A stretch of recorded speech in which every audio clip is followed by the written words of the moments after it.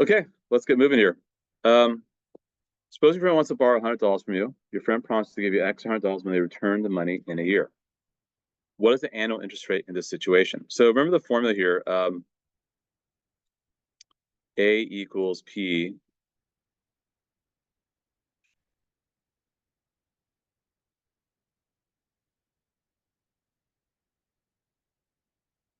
Okay. So you look at yourself, right? You know that someone owes you $100. So like say I give Jack $100, right? But I know I'm going to make money off Jack because I'm charging Jack interest.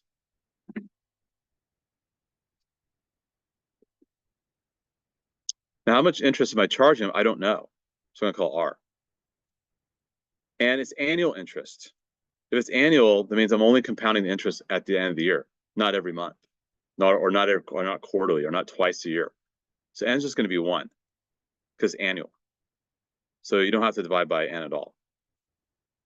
And I have to and how long am I loaning Jack the money? For how long does he have to? For how many years? Just 1 year, right? And how much am I going to get back? So I'll get $200. So my 100 turns into 200. By 100 turns into 200 because I have a $100 bill and Jack, after 1 year, was a junior. So sweet, thanks. Here's my $100 back. Oh yeah, here's the next $100. So I made $200.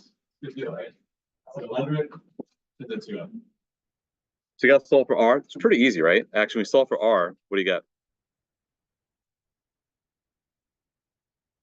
1. So how much interest did I charge Jack? 100% interest, which is kind of lame. I mean, it's kind of messed up for me to do that. Usually interest is like 4 or 5%, right? But anyway, so I charge 100% interest. Okay. It is cool. Okay, what if you demand the same interest from your friend compounded monthly?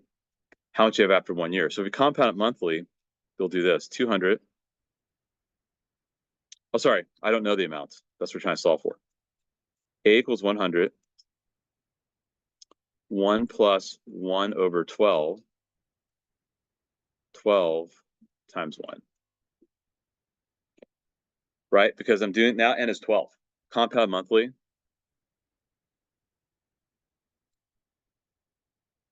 N is 12, of course, right? So this is definitely a word problem. You can see something kind of like this. Let's work it out.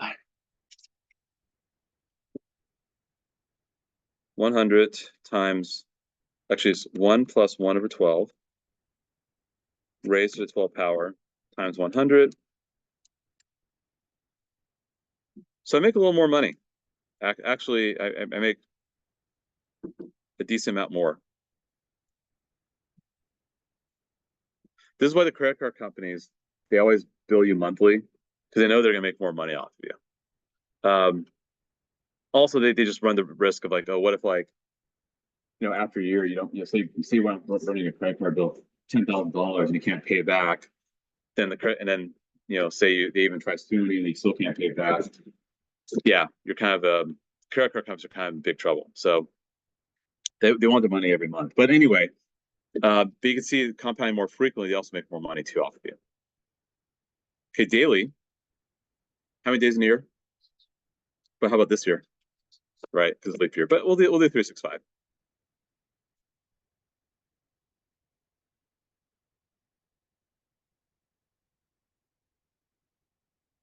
A non-leap year, we'll say.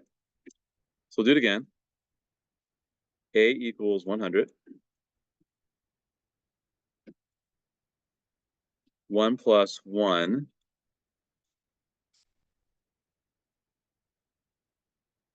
And then you do 365 times 1, which of course is 365.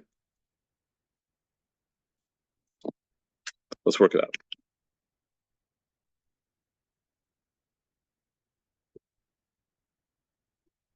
Not that much more money. I mean, an extra 10 more bucks and some change. There you go.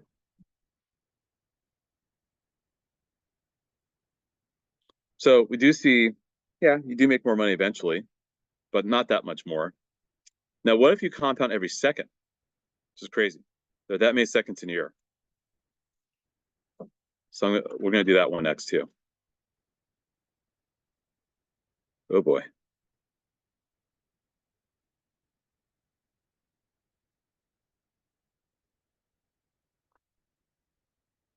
Three, 1, 5, 3, 6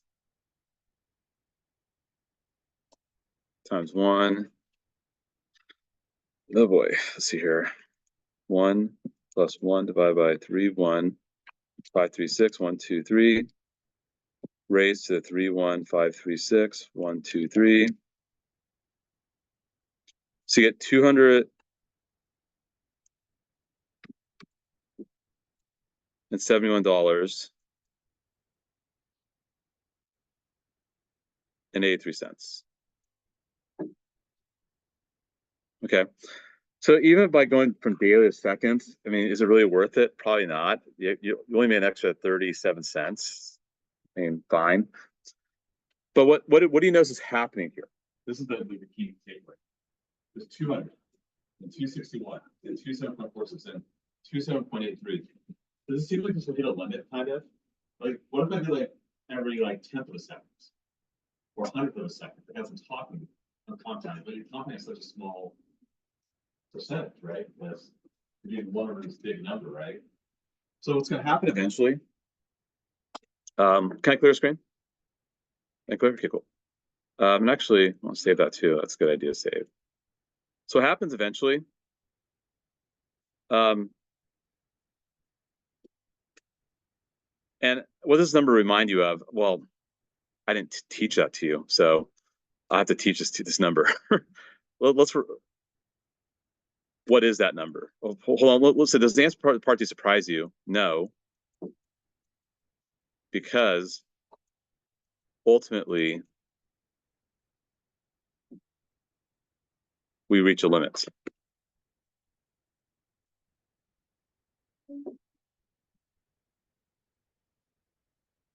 For our base.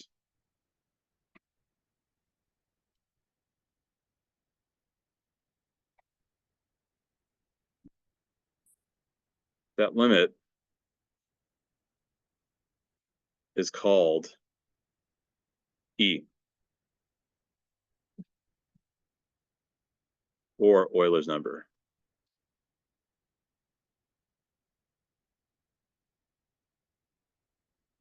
E is roughly 2.718, I think. Yeah, 2.718 and a bunch of other decimals afterwards. It's discovered by this.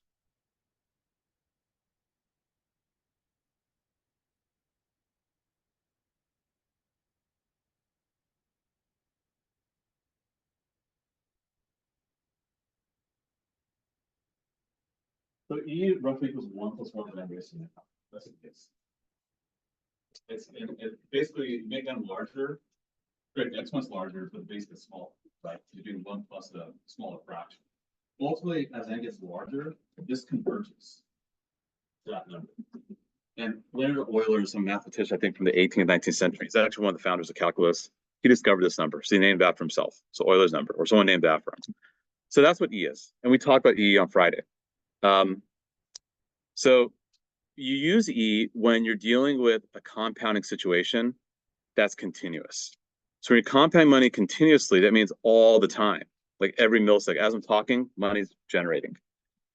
So somehow this formula, you don't have to write this down, but this A equals P plus 1 over R over N raised to NT, all that becomes E because you're assuming N's really large.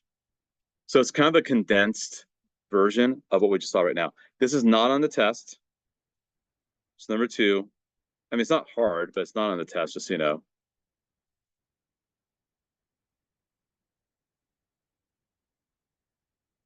But I do need to talk about it. Could be on our final exam, but not on the test that we have this week. So again, same situation. You're going to do this. How much money do we have after 1 year? So you start with $100 times E. The rate was what again? It was 1. and reduce for 1 year. So if I times that by 100, you get $271. It wasn't that much different than the previous part. I think it was the same thing. Yeah, same thing. There we go. That's compounding continuously. That's that.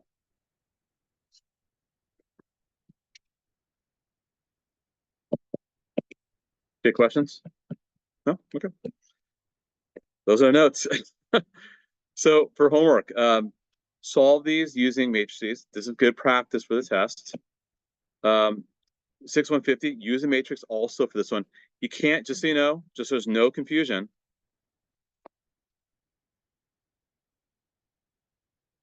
You can't use a stat feature if I do ask this question on the test. So hint, hint, it's either going to be like 140 or 150. If I do ask 150, you can't use a stat feature. You actually have to do a matrix. So use a matrix for this one. Sure, good. Yeah, these could be test questions, 151, because you have to use logs to solve them. You got a word problem for 152. This is not on the test, so 158.